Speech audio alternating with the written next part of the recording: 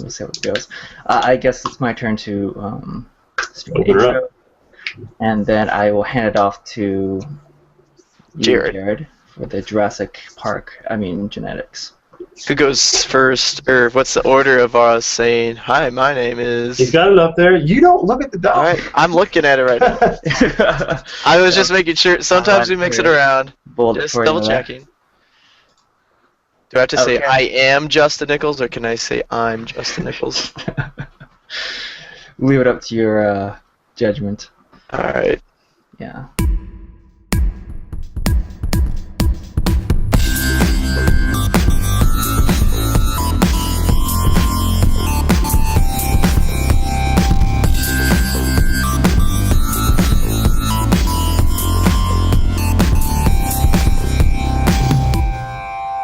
Hello and welcome to Stretch Goalcast. This is your podcast for the latest in crowdfunded video games on Kickstarter, Indiegogo, Steam Early Access, and more. I'm your host, Clinton Ma. I'm Justin Nichols. And I'm Jared Wuerzburger. And it looks like we are one short today. We are missing Remi Storms. Remi cannot be with us this week, but he will probably return next week. Something to do with a doctor's appointment. That's what lies, right? All lies. He's pregnant. You know, I told him to get that thing checked out, and he kept putting it off. And finally, he goes to see a doctor. Get the price. I told him. Anyway, we've got a great show for you this week. It's gonna be a bit shorter, obviously, without Remi Storms in the house. The Remtastic 4. That's right, but for our first project, I'm going to kick it off to Jared, who will tell us all about Jurassic Genetics. Yes, sir. So first thing we got is Jurassic Genetics. I think we'd like to talk about, Justin's going to talk about Divinity, Original Sin. And then last but not least, Clint, the person who did our introduction, is going to take on the Castle Doctrine. As far as Jurassic Genetics are concerned, Jurassic Genetics, I guess as any other person who lived in the 1990s, especially us as kids who were growing up in that time, got really, really excited about Jurassic The Land Before Time. The Land Before Time. Sure, Land Before Time, and there were dinosaurs there, but Jurassic Park, right? So these folks. This guy, Dustin Turner, put together a Kickstarter for what's referred to as Jurassic Genetics. Currently, he's looking for a pledge goal of $10,000. He's got 55 days to go. 18 backers at this point. A total of $840 has been made. And Jurassic Genetics, for the most part, is what he's targeting as a free-to-play, create your own Jurassic Park. Very similar to a lot of theme park games. Actually, there's a very similar game currently available for both with iOS and Android, which is essentially this game that allows you to build your own Jurassic Park, level up your dinosaurs, etc. He's gathered a team from the research that I've done, a team of people who just love Jurassic Park and love tycoon-based games. And the idea is you're going to be able to generate and design your own Jurassic Park. And that's about all he's released. And you can see that the Kickstarter page is pretty sparse. He does have some artwork posted of stuff that he's been currently working on. Some imagery of the original Ford Explorer, Jeep Wrangler. His art looks pretty good. And there's no doubt about this, that this is a very, close tie to Jurassic Park. And I have no idea how long this is going to last, even if he, gets the funding. But he doesn't know he's not even sure. He's done artwork, and they're not even sure what engine they're going to use yet. They've mentioned CryEngine, Unreal, or Unity. And that's about all the details we have. He has been, for quite some time, been posting to a Facebook group that has about 2,000 likes and more artwork to look at. But I guess to start us off, what do you guys think about this? Is this? I mean, okay, let's assume that I personally like to get it funded. I'd like to play it, but let's assume that Universal is going to allow this to exist. So there are some things that are a little too close. It feels like they could have used a little bit more originality. Yeah, the vehicles look exactly like they are in Jurassic Park. That whole main building looks exactly like the one in Jurassic Park, which is cool. I mean, yeah, that worked really well for the movie and everything. But yeah, I would have liked to see maybe kind of put their own little spin on it instead of trying to copy exactly what was in the movie. Right, Paul, well, I guess the artist isn't even the guy that put together the Kickstarter, because there's information about Paul Eldering, PaulElder Design.com. I was trying to figure that out. It's kind of needs a dash in there in that domain. Something, I don't know. But yeah, I guess there isn't enough data. I'd give him 25. See, and even his pledges go from 1 to 25. Clint, what do you think about this? Well, I think the project looks. I'm interested, that's for sure. It's curious that they went for the longer campaign duration of, I guess, 60 days.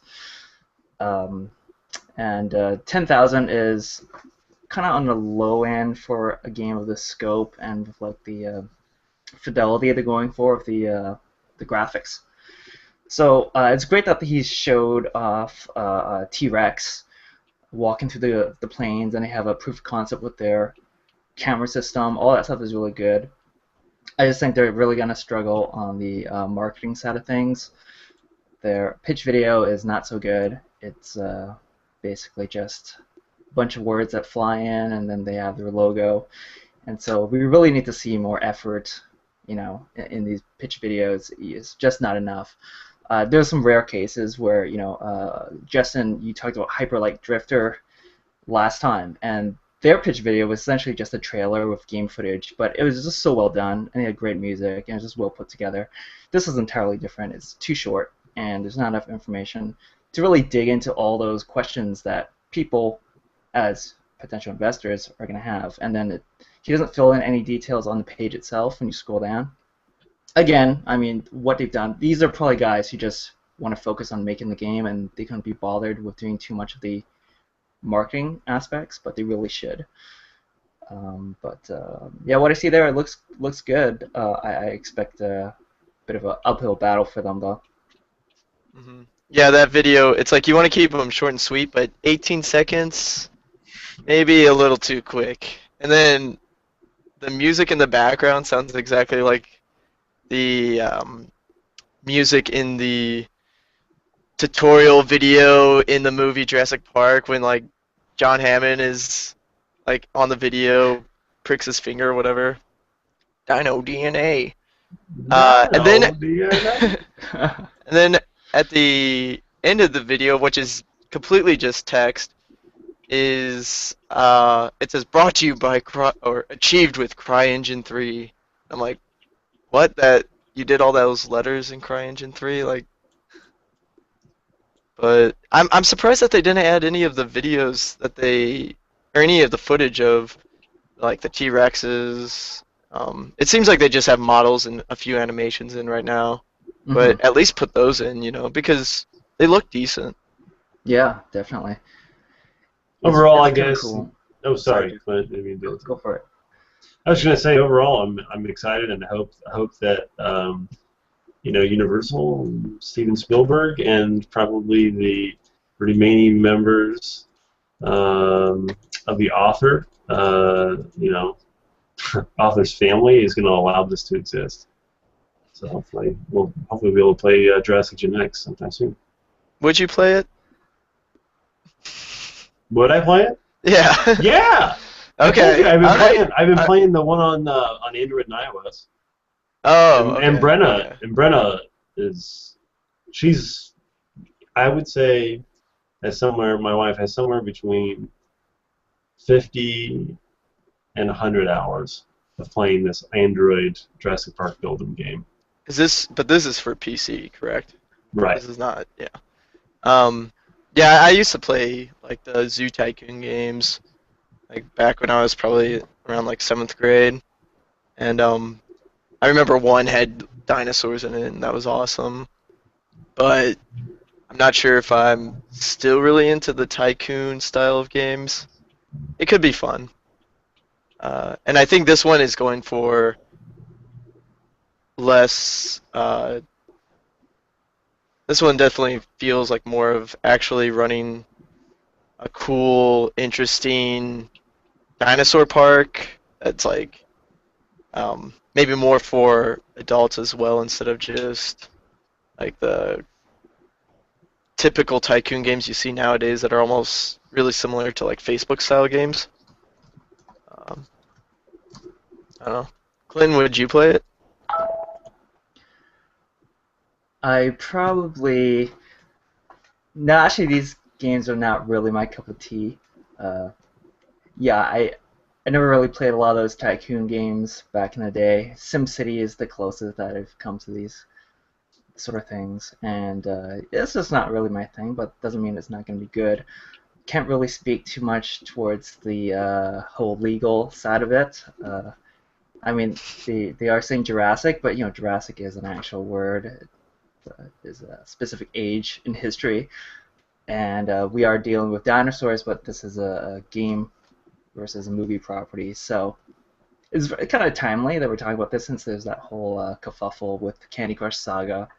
Yeah, Saga. Going after the Candy. Banner Saga, so yeah, these sort of things are, yeah. I wouldn't be surprised, though, if, what studio is it?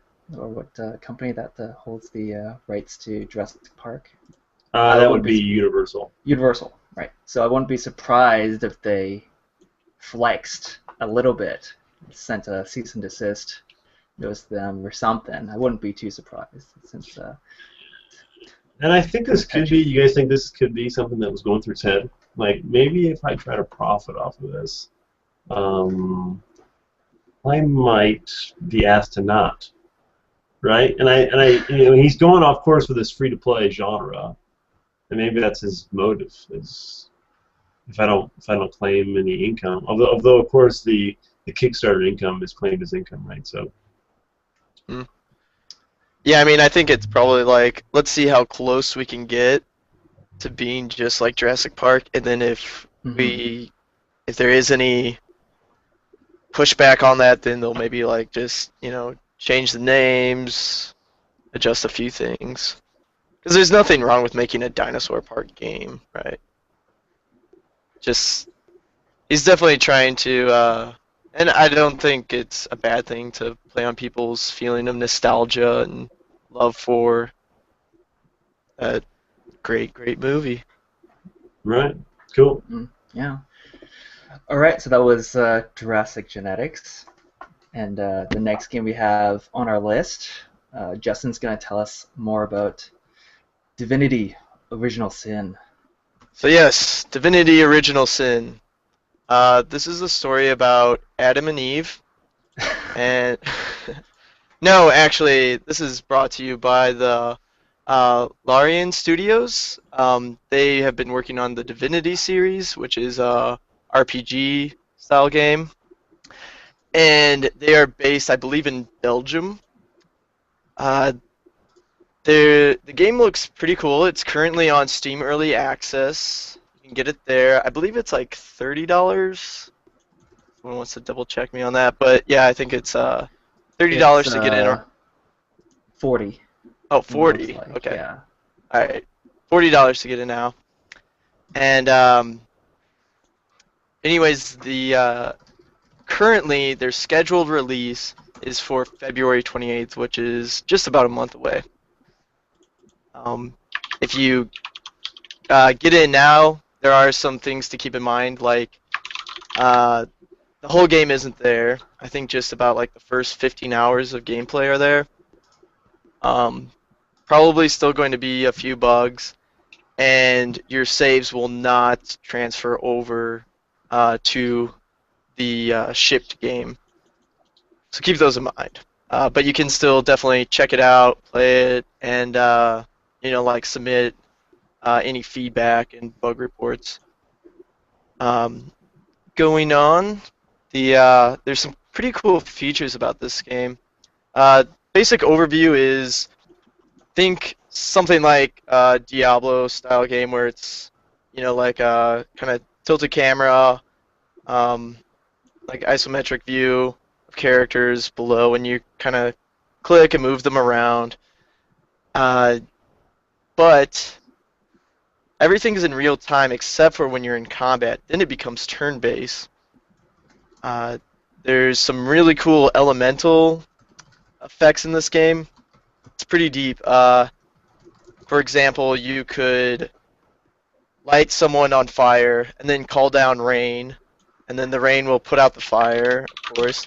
And then if things are wet and you use electricity on them, like water is a conductor of electricity, so you can use that to your advantage. All these different ways that they play with each other, and you can use that for your strategic advantage.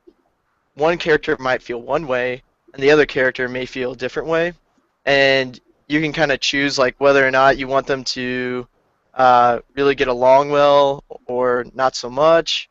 They have two systems for this. It's called affinity and affection, and this can also happen when you play cooperatively as well. Your characters can have affection, which means that they like each other, and then that can actually end up leading to more of like a romantic, I think possibly even a marriage situation. But then you can also have affinity, which means that they think alike. So it could be two people that often maybe don't really have like kind of have clashing personalities, but they kind of come to they sort of have like a same viewpoint on a lot of similar things. It seems still a little cloudy, but it definitely sounds cool. Also, if you are playing cooperatively, and one example that they keep on showing in videos I've seen is there's like a talking shell, and you can either throw the shell back into the water and it will give you some treasure, or you can keep it and like sell it to a vendor sometime. So one player, like if I'm playing with Jared, I might want to put the shell back into the ocean because I am a nice person, but Jared, on the other hand, he might want to keep it for profit. And then when that happens, there's sort of checks that can happen. Either you can kind of like charm or intimidate each other into basically going along with what you want to happen. Then there's also going to be an adventure building kit, so you can create your own content and share it with other players, which will be pretty cool. Make your own quests, stuff like that. And what else? This will be available on both PC and Mac. And I guess like another game of theirs was Dragon Commander, which if you look at it is just a dragon with a jetpack. It's like the main visual promotion for that game, which you wouldn't really expect to have really deep, well thought out characters in it, but it does have a lot of really good, like a cast of great, well developed characters in it, and deep dialogue trees for that as well. There's a lot of your choices in that game can affect your relationships with characters, social issues, and standings with allied kingdoms. So I think that this studio definitely does take dialogue trees, lore, all that stuff very seriously. So I'm kind of expecting good systems for that. Hey Justin. Yes. Have you played the really old Divinity games? No. Oh, okay. So you played the Dragon Commander though. I've watched videos on Dragon Commander. I haven't played it, but I've watched like a few videos about it. Cool. Yeah, it's really interesting. This company, I think it's Larian Studios. Yeah. It seems like all they've made are Divinity games. That's their universe. Mm-hmm. So the only game I played it was the very first, what's it called, Divine Divinity. That was back in, I guess, the early 2000s. It was sort of a I remember Diablo clone at the time. More of an open world style game though, and that was really good. I mean, I played it a bit when it came out, and then when it came out on GOG, I bought it again and played some more, and so it's really cool to see them expand this universe into different types of games, especially the Dragon Commander. And now they've kind of gone back to RPGs with what looks like a really high budget glossy game. So looks good. I mean, the early access price is a little bit lower for your typical PC game, but it's not cheap either. So I don't know, Jared, what do you think about this? I guess my thoughts are I've always really enjoyed games like these. I remember sitting on my porch in the middle of summer and having 8 people LAN Diablo 2. So these like action RPGs from like this, stereoscopic viewpoint are kind of up our alley, and we have a lot of fun going through games like these. So when you're comparing it to those sort of games, it seems like it'd be a lot of fun. It's interesting. I'd be interested to see what sort of features, other than some of the stuff Justin mentioned, are going to make this game more unique than some of those, right? What is this the game going to offer that the other ones didn't? Like the conversation system, you're saying that you can make different choices with certain NPCs. And then there's also drop-in, drop-out co-op. So I wonder how they're going to handle that persistence. Since you're playing along in your campaign, and let's say Jared jumps in and takes on the role of the other character, you guys go through a bunch of main quests, and let's say you Justin and Jared, you guys always disagree on things. Like there's another moral dilemma, and so you guys always go on opposite ends. That doesn't sound like us. And then Jared drops out, and then you play with just the AI controlling the other person, and then I'll jump in maybe like 10 minutes later. I'll take over the role of that same character, and I'll make completely different choices. How are they gonna handle that? Or it's just maybe they don't handle it, and it's just like co-op. You just want people to do co-op and just do all the fighting together, and I don't know. It's gonna be interesting to see how they balance. I believe you could do up to 4 players co-op as well. 4 players? Holy. Well, what's interesting is they say it's a single-player and multiplayer co-op, but I mean those are all separate distinctions. Oh, okay. So there's single-player, multiplayer, and co-op. Or maybe you have like a different save for each mode. That might make more sense. But yeah, I mean the game looks pretty deep from what I've seen, and yeah, I'm pretty interested in it from the looks of it. Looks cool. Yeah. If my computer could run it, I'd probably try it out right now. Anybody else think this early access price is a little high? Like I know you were saying it's kind of on the cheap side for PC games, and retail it would be. Mm-hmm. But for me to take a chance on, I guess there are previous Divinity games, and folks that have been really into the universe know that this is going to be a well-built game. And so maybe it's not too high. I think the price, a lot of these early access games are priced the way they are because of their Kickstarter tiers. So on Kickstarter, if you were to donate more, then you get early access to it, so you could try it out earlier, like alpha access or beta access. And that's why if you look at other games like Planetary Annihilation, that started, I think, when it first hit Steam Early Access around $80. Now it's like down to $45 or something like that, because now that was like alpha early access, and now it's in beta early access, and they're just trying to be fair to those initial Kickstarter backers. And I think that makes sense. I think the ability to play the game early is worth maybe that little bit extra. Sure, yeah. You can try it out, give some feedback, I guess.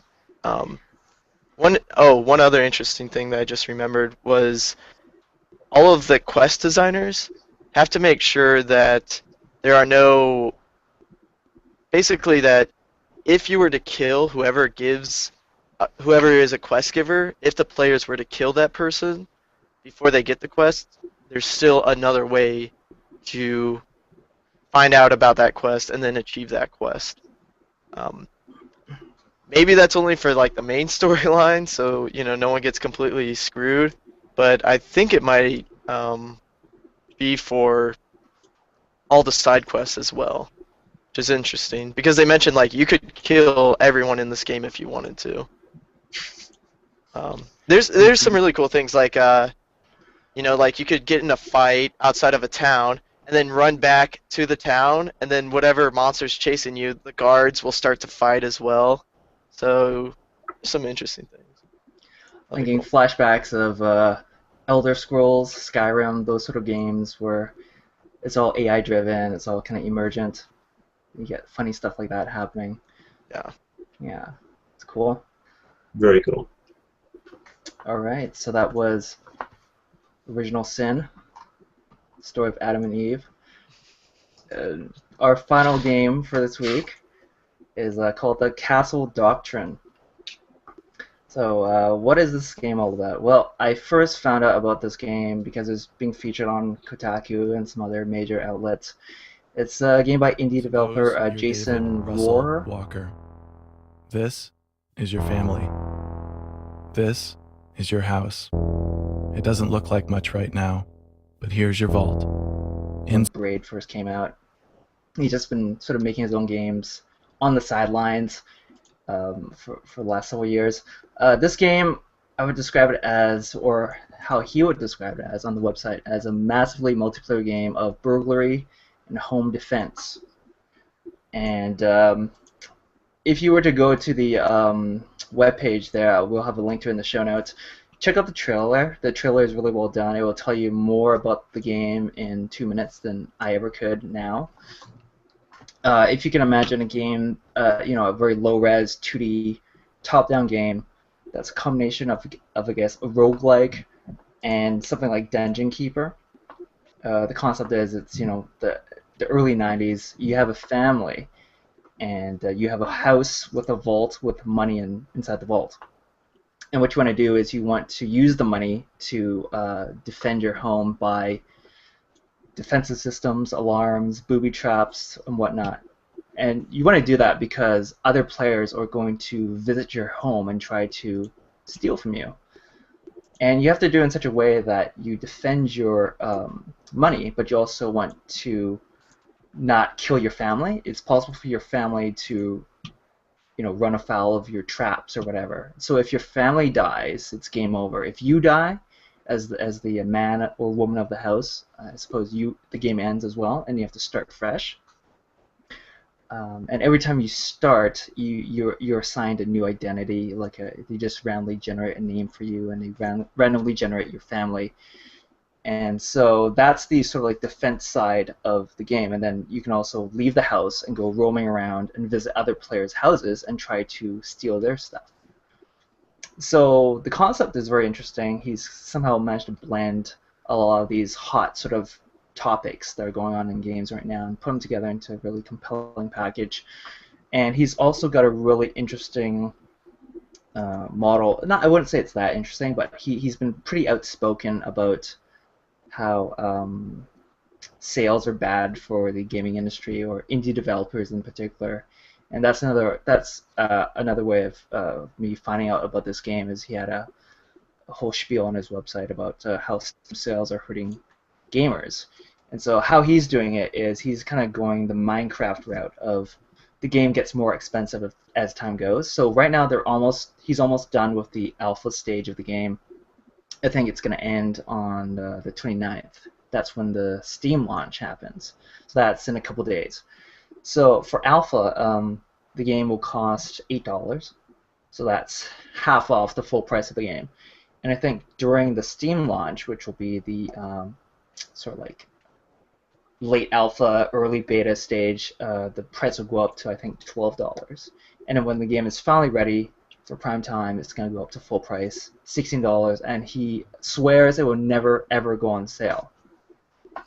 So you can read all about his views on why he's doing this. It's very interesting, and it really makes you think about the current trend of where we're headed with constant sales, right, on Steam and whatnot. And yeah, I don't know if you guys had a chance to take a look at this and what you guys' thoughts are. But with sales, the more you spend, the more you save. Thank you. Yeah, yeah. I totally forgot about that. That's so true, Justin.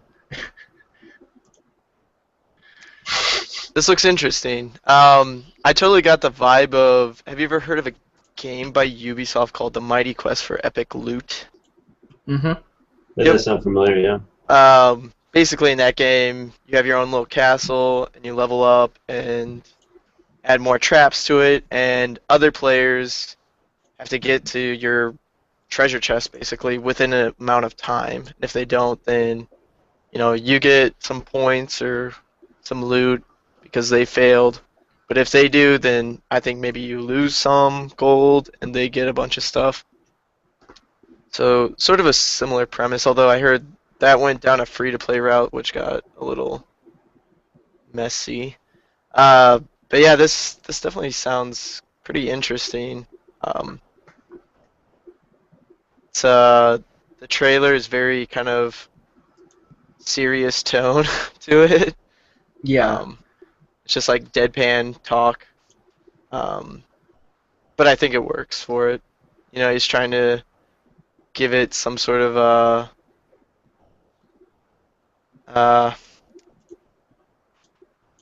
it's deeper grim. feeling to it, I guess, by the way it's presented. But yeah, it seems interesting. How about you, Jared? What are your thoughts? I like the style. I think it's interesting that it's in the past, and the idea that this particular game is launching for a very reasonable price, especially during the alpha stage, is something that a couple of other developers I've seen have kind of done, especially before they kind of put it on the service. One thing I do think is interesting that he is advertising the game as having no middleman. Well, that's true currently, but then when he launches it on Steam in a couple of days, you're going to have to be, most people who are going to be interested in the game are going to be probably want to download from there. So I think it's funny that he's like, yeah, going to be cross-platform is something on its own that's fantastic, and I really hope that we see that more. It's interesting that it's a kind of a multiplayer game at the same time. Although how burglary is going to really work with that many people, I don't know, but I guess we'll find out, right? I'm definitely curious about this game. I'll probably pick it up either today or tomorrow and just check it out for myself. Unfortunately, I was a bit too late on the draw because they're also doing a bit of a promotion. It ends today. In fact, it probably ends in 5 minutes. Where I gotta buy it now. Yeah, come on. Tell us about this. Yeah, he was doing some sort of competition where I think the top 8 players who end up with the most cash, he'll actually convert their in-game holdings into real money and send them a check, or not a check, but give them a payment through PayPal. So it's like a lot of incentive for players to just play a lot until today and try and get the highest score, and then possibly earn a few bucks along the way. The conversion, of course, is quite ridiculous. You would need to have like at least, what was it, like 300, 400 in-game dollars to make $2 or $3 of Sure. U.S. currency.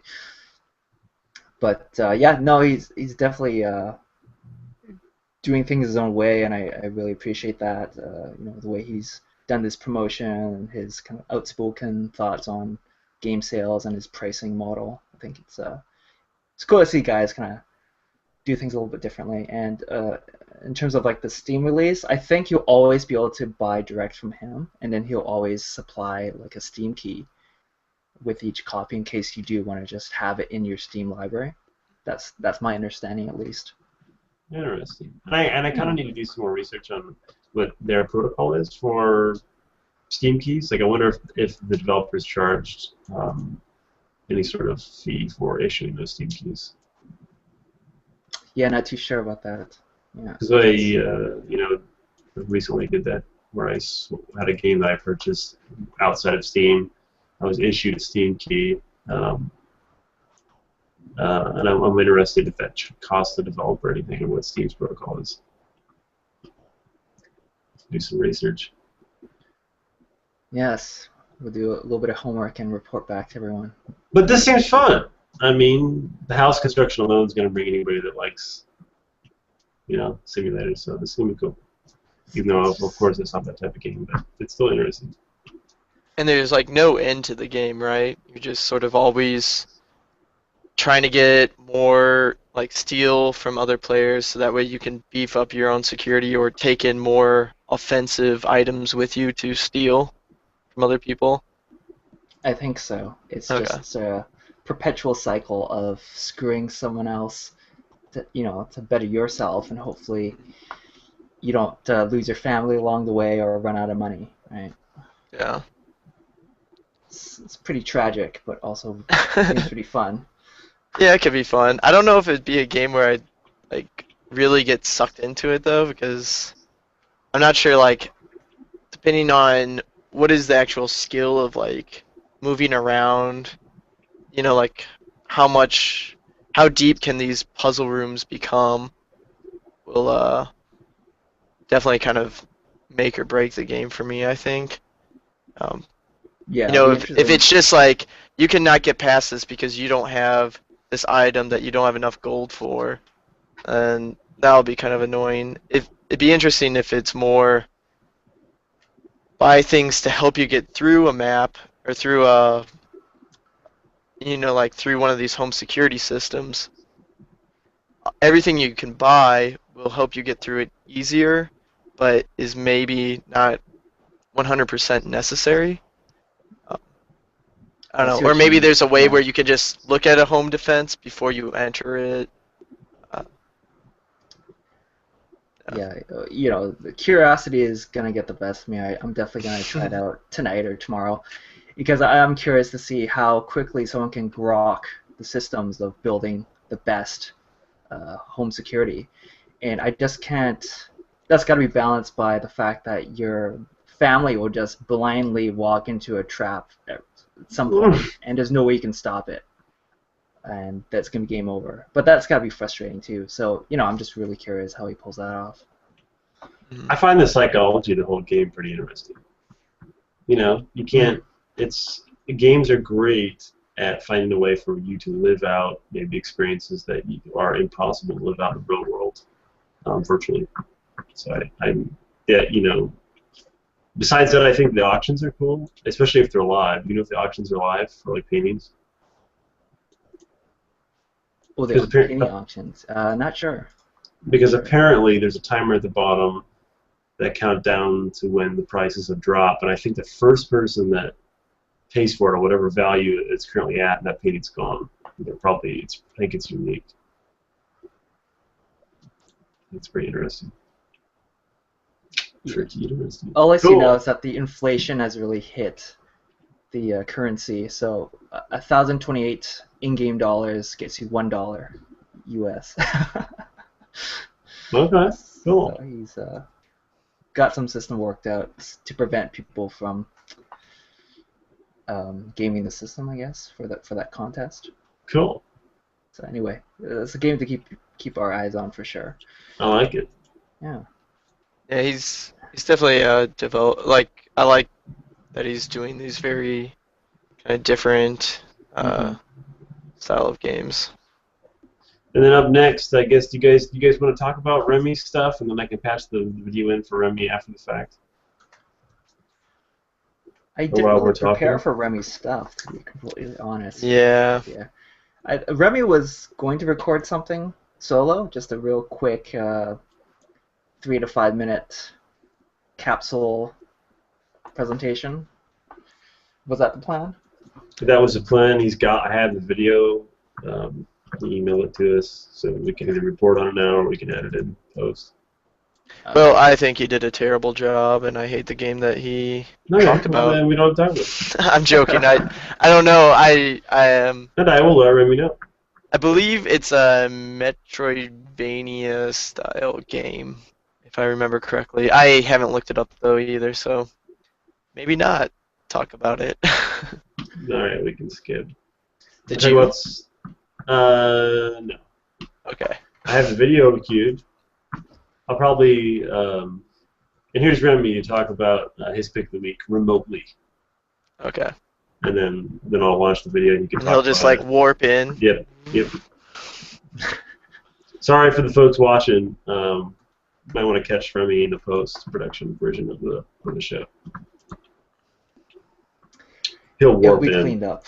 He'll be warped in, nice and tidy. Well, all this is still going to be in it. Shall we run through?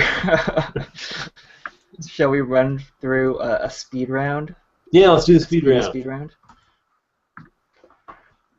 So on our little agenda here, which we share behind the scenes, we have a game that Justin found early in the week called Ski Surfer. It's a Kickstarter campaign, which I don't know, Justin. Do you want to give us the lowdown on this very promising ski? Oh yes, okay. Good. Yes. And you have to do it in 2 minutes. Go. Okay. So if you look up Ski Surfer, currently they're at 0 backers with $0 and 19 days to go. You can make that change. I watched the video, and if you watch the video, you'll notice there is no audio, and it's simply just basically 30 seconds of a character slowly skiing, and then they just like ski right straight up this like huge incline. You know, as you do when you're skiing, you can just kind of just gradually defy gravity. And something about this, like, I don't know, I recognized something about this. So I ended up looking up on the Unity Asset Store and found, I'm not exactly sure what it's called, but if you look up on I'll try and find it. Anyways, this guy just ripped off, you know, he downloaded a demo, or not a demo, but, you know, like this ski game that you can get from the asset store to then build your own games off of. He just took that, made a 30-second video of him moving forward, and posted that up for a Kickstarter. And apparently you're going to be traveling all over the world, but he hasn't done any work on this. He just, you know, spent $40 off of the Unity Asset Store and put this up. He plans on making the game free to play, and I think for mobile and stuff, but I think people have pretty much spoken, and the fact that there's 19 days to go and this actually has 0 backers with $0, it's safe to say that he's not going to make it, which is a good thing. I think it's safe to say that the $40 investment is worth 20 grand. Am I the only one that thinks that? Come on. Yeah, I know. Yeah, exactly. Crazy thing is he's from Illinois, so I'll have to go track him down. So shady. I mean, what else can we say about this? I mean, why are we here, guys? Like, why do we do this show? I mean, one would hope that we do it to help people kind of sort through all the stuff we find out there on Kickstarter and whatnot, and hopefully our opinions matter to some extent. Everyone's going to have their own opinions, of course. But there are cases, rare cases like this, where it's like, you don't need our help. I mean, people are smart enough to figure things out. Obviously, this guy has 0 engagement on this campaign. Not even a comment, you know. And it's, yeah, people can smell the stinker when they see it. Sometimes, not all the time, but when it's so obvious like this, it's just, you know, and I definitely want to not get too negative too. That's also not the point of the show, to just pile on to a poor little game on Kickstarter, but yeah, this is just total scam. The guy's a shyster, I think. So he deserves it. But for $500, you can be in the game. So think about it. On the asset store, it's called Mobile Ski Game with Tilt Controls. But what if the Unity asset doesn't look like me? I think we're out of luck. And yeah, you'll notice from the screenshots it's exactly the same. Everything's the same. So yeah, I mean it's the Unity asset store thing is. I assume, you buy it to basically, this is the foundation for you to build a game off of. And I think, who knows, maybe he's serious about it, but all he's doing is showing something that he bought off the Unity asset store. And I think, in a way, kind of trying to take credit for it. Bad. But there is something that we have in today's show that is pretty cool and is outside the video game realm, more of the tabletop realm. Who's going to talk about Hero Forge? Well, I'm the one who found this originally, and it is basically a Kickstarter campaign. Currently, they have 2,837 backers. They have made close to $200,000, and the original goal was $95,000, and they still have 21 days to go. And similar to Castle Doctrine, I found out about this maybe a week ago through one of the major websites, and it just looked cool. Nothing too specific for me to comment on. If you're into this sort of stuff, the miniatures themselves look really well made, and they're using a 3D printing technique to manufacture them, which is pretty cool as well. And for me personally, I'm not a miniatures guy. I don't play a lot of these board games that would require me to have miniatures. I would paint myself, but I get. With Hero Forge, we're doing what no other tabletop miniature company can. Hear what Justin has to think. Since Justin, you have kind of more experience doing the tabletop pen and paper RPG. Yeah, they definitely look cool. I mean, when I played, I just had Star Wars miniatures with me, and so we ended up using those. These are definitely a step up from that. I really like one example they show is of a character with a mace, and the mace links are actually all separated, and so it can actually, like, the mace part could wiggle. That's kind of cool. Nice little touch. So it's not just like a complete static miniature.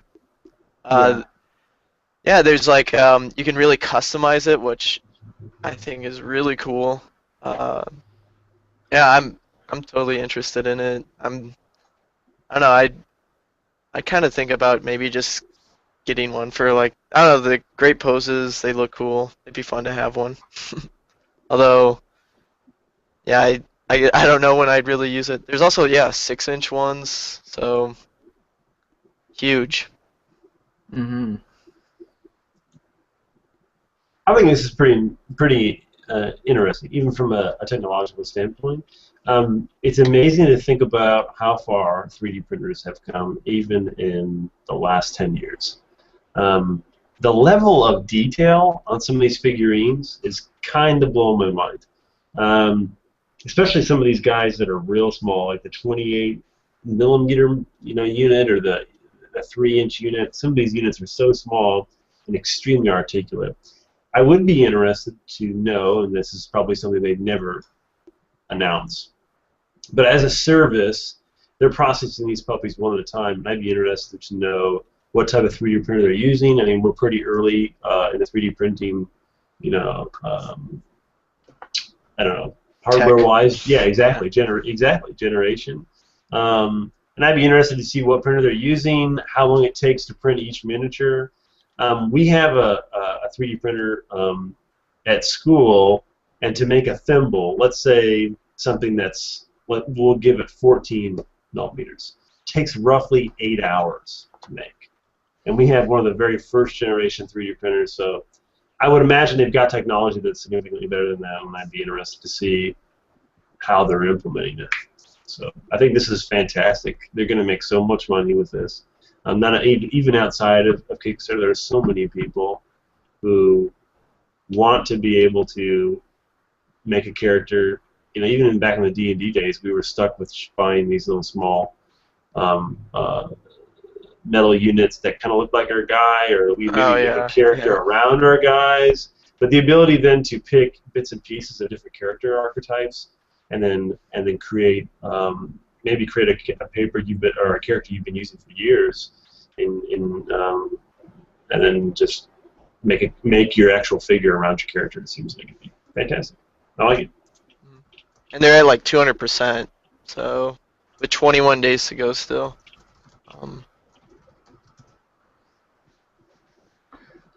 Price is a little high. But this reminds me of figure prints back a few years when WoW was at its peak, and then there's a company.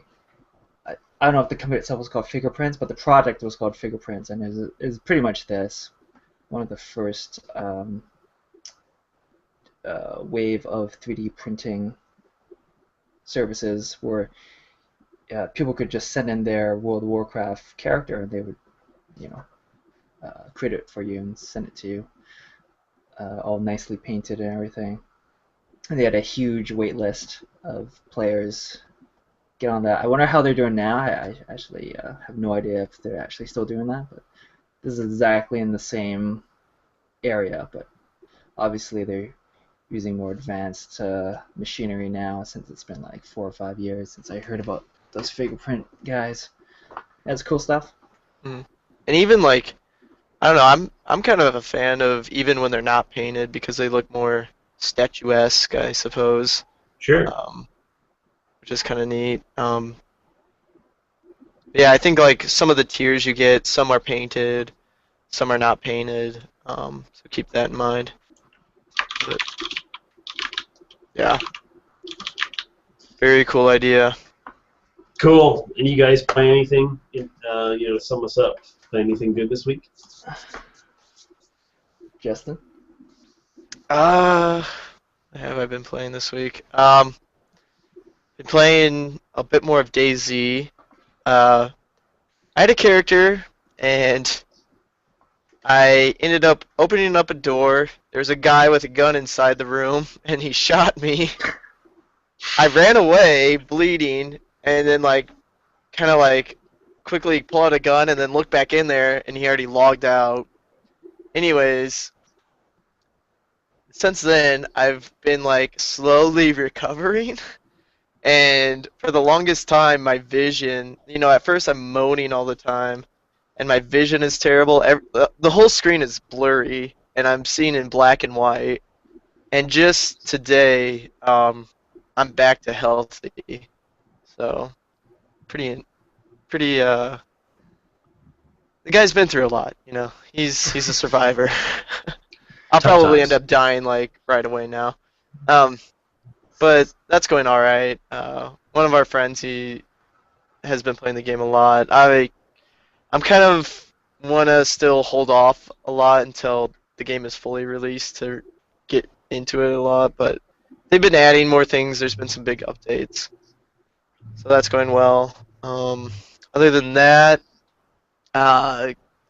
Guns of Icarus is one of my go-to games. Really cool game, great teamwork-oriented game.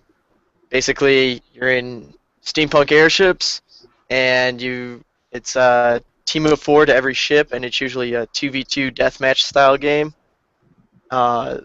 It's really cool. You've got 3 classes: pilot, engineers, and gunners. So pilot obviously flies the ship. Engineers are more equipped for healing up the ship, but they can also jump on the guns if need be. And then gunners who focus on the guns. Anyone can do anything though, so that's kind of cool. It's just whatever class you pick, you have more tools in your tool belt focused on that specific task. So definitely check that game out. I'd like to actually talk about that in a future episode because they are exactly what I was just going to talking say. about, yeah.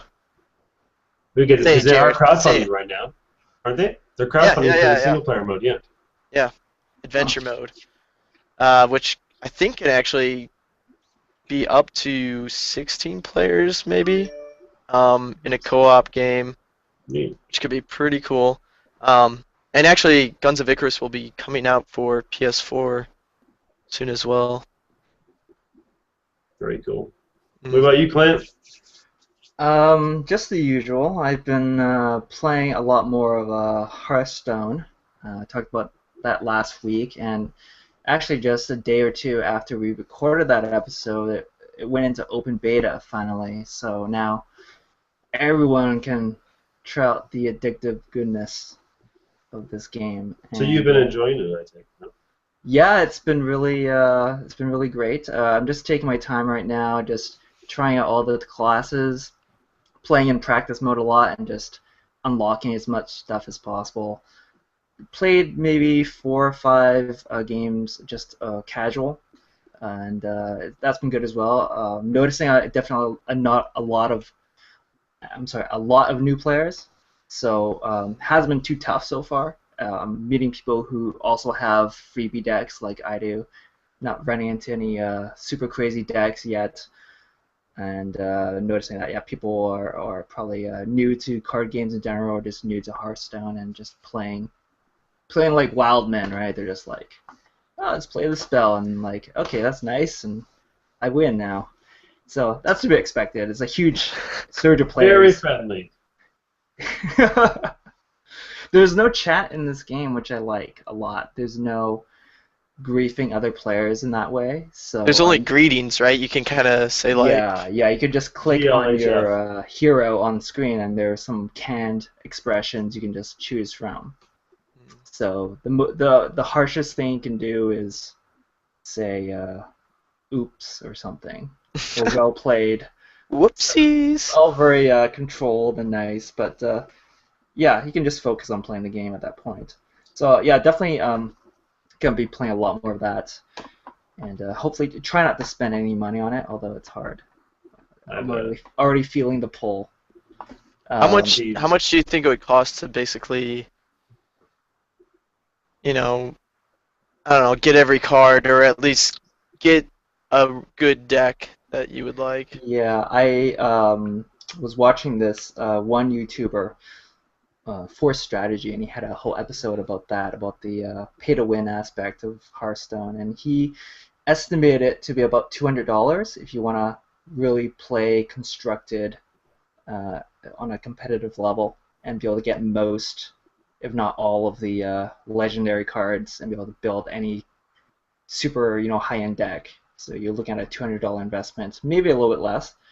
And so his closest comparison was, if you were a Magic player buying paper cards and how that compares to Magic. Obviously, Magic is way more expensive if you're going to be playing that in the same manner. Especially if you're playing competitively. Yeah, you're looking at dropping at least $400 or $500 on a standard deck. Just a deck, right?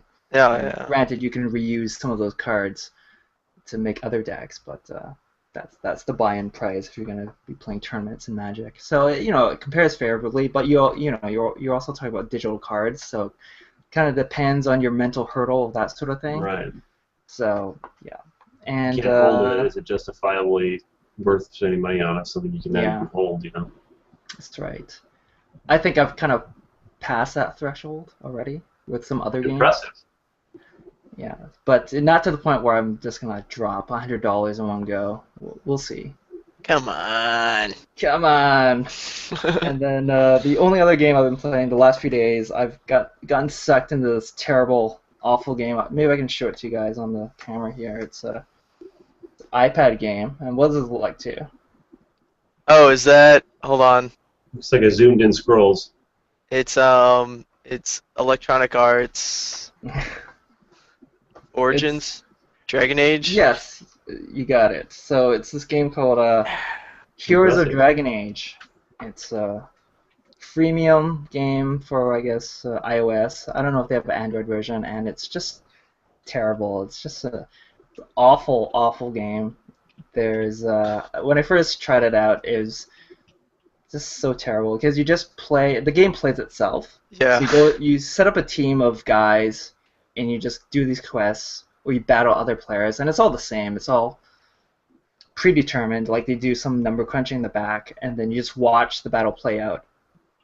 But after a day or two, I kept on coming back to it, and then they have that whole. It's just the machine, right? You're just buying these packs, they call it, but you're actually just buying a chance to get a better hero or whatnot, and then they have a consuming and combining system where it's like basically crafting, and you just either upgrading guys you have or combining guys of the same type together to make better versions, and you fall into this hole of like trying to make the best team possible.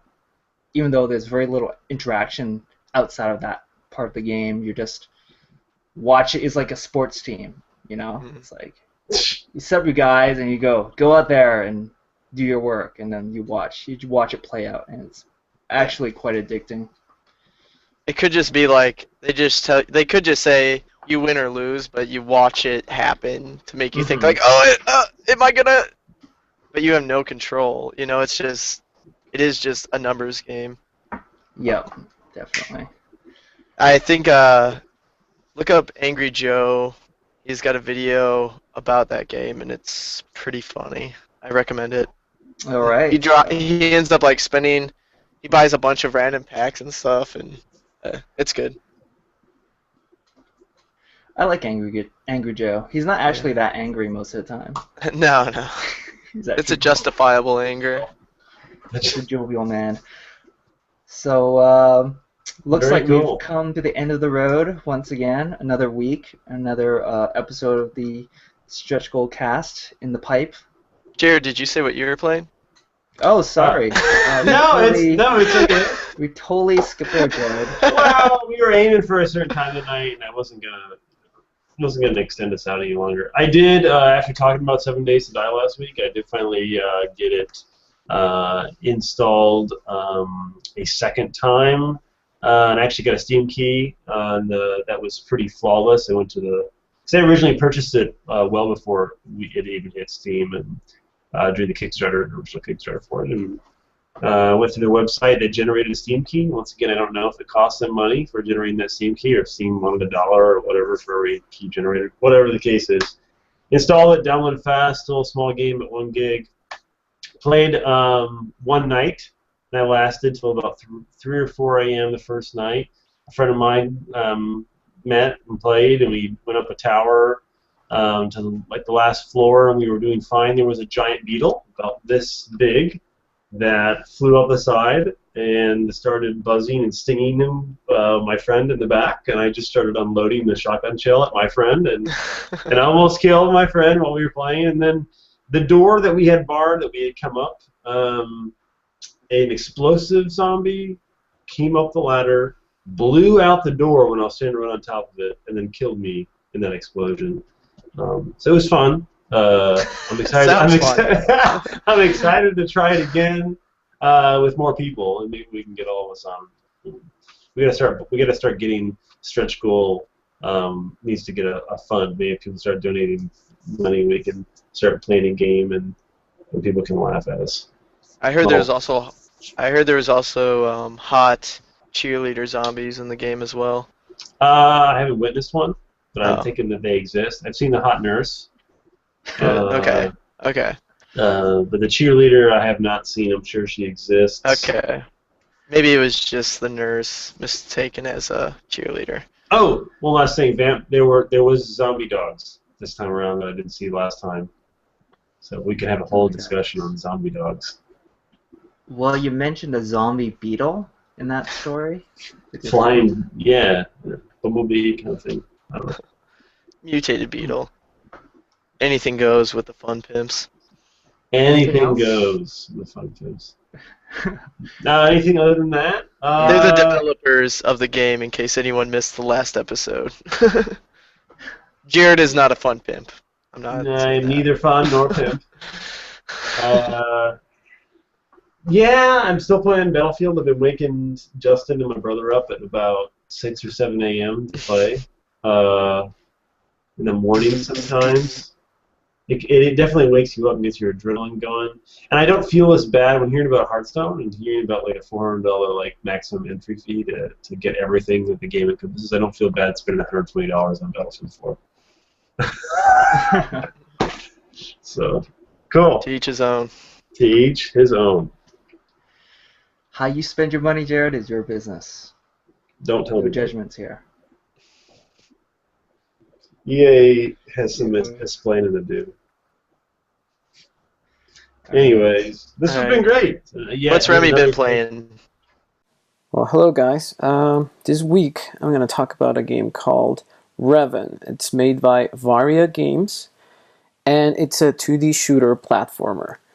And if you go to the website, the Kickstarter page, you immediately will notice the similarities with the classic Metroid games, which is one of the reasons I kind of picked this game. So right off the bat, you know exactly what type of game you're investing in. So that's kind of a big deal.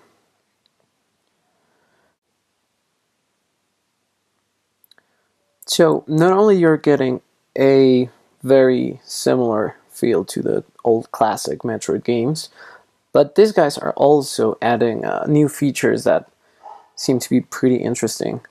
One of them is the Energy Divergence Module, or EDM as they call it. And what this thing does is it's pretty much adding kind of an RPG element to the game.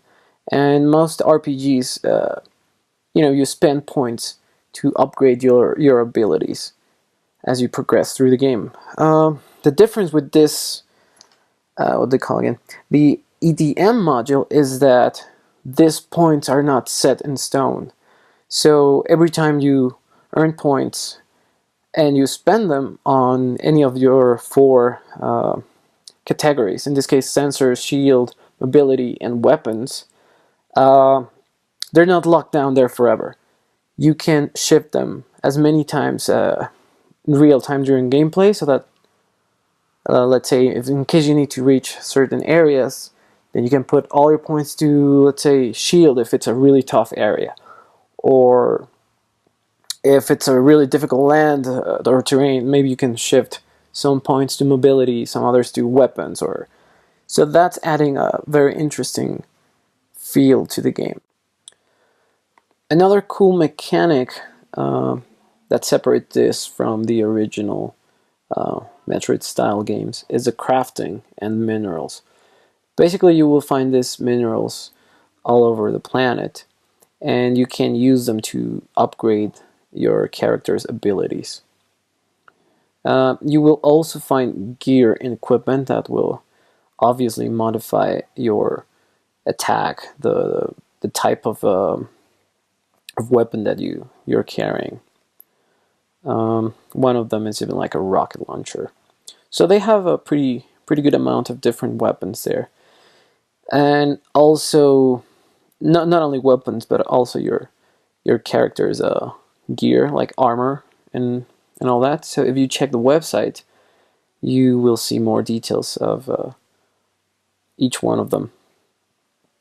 Speaking of details, a thing I really liked about this project is the way they present the enemies. Well, not only the enemies, the entire game is presented really, really nice. So if you scroll down almost all the way down to the page, you will see a couple of enemies. And it's pretty nice because they even have the scale compared to the character, and they're even animated and with a little bit of a description. So those things are really cool, and they right away give you some feel of, oh, I trust these guys because they're actually putting a lot of effort into it. So yeah, that's a really nice way of presenting a project, and I hope they get the funding they want. They're asking for 18,000, and they're almost halfway there, and they still have 26 days to go. So I'm pretty sure they're gonna reach the goal, because there's a lot of fans out there in of this type of game, including myself. So they will definitely reach their goal, I would say. But I hope they get way more than that so that we can get all the nice features of the stretch goal. To get a hold of us, you can find us on all the usual social media haunts, Facebook, Twitter. Our Facebook is facebook.com/stretchgoalcast. We also have twitter.com/stretchgoalcast. And you can email us the old-fashioned way at stretchgoalcast@gmail.com. Please like and subscribe and send love notes to Justin. Always appreciated. And I guess as a sub-note, last week we were talking about what was Dawn, right? Oh, yeah. That's something we should Dawn's mention quickly. the card game, Clint, that you mentioned. Yes, Dusk of Dawn. Yeah. Dusk of Dawn. And we had the actual sound design. I made a comment that probably was not appropriate. No, it's fine. It was just a joke. Right. And I just made it. As a sound designer, I saw the budget was 5% for sound, and I made a comment that I thought that was a little small. We all laughed. That's probably actually pretty good. Probably. That's probably a pretty good percentage. Right. And the sound designer for Dusk of Dawn brought it to our attention that he is going to do the best he can with that little budget, and he was a really nice guy. His exact comment, where was that at? His exact comment was, "Hi folks, I was watching the cast. He's a sound designer. He says we'd be happy to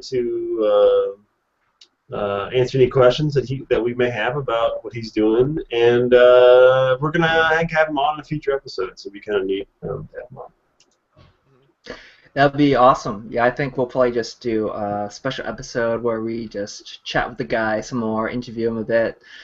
I kind of feel like I left some key things out about their Indiegogo campaign and the game itself, so it'll be a good chance for him to, even though he is the sound designer, I'm sure he knows a ton about the game, more than we do, and it'll be a good chance for him to tell us more. And the campaign is still going on, so I think it'll be a good little push for them, and it'll just be fun to chat. Maybe we can get some exclusive audio and exclusive video, huh? Oh yeah, maybe.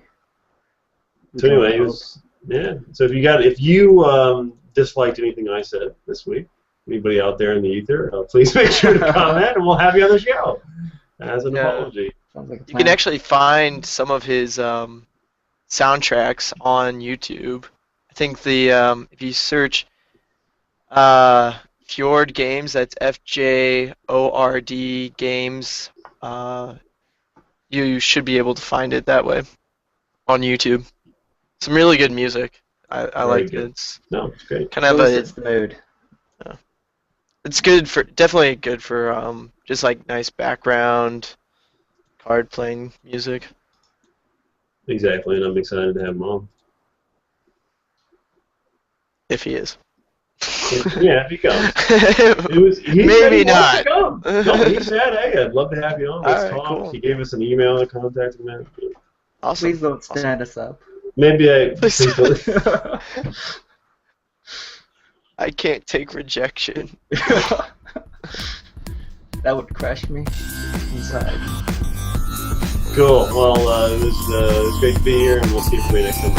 See ya. Thanks, everyone. Have a good one. Peace.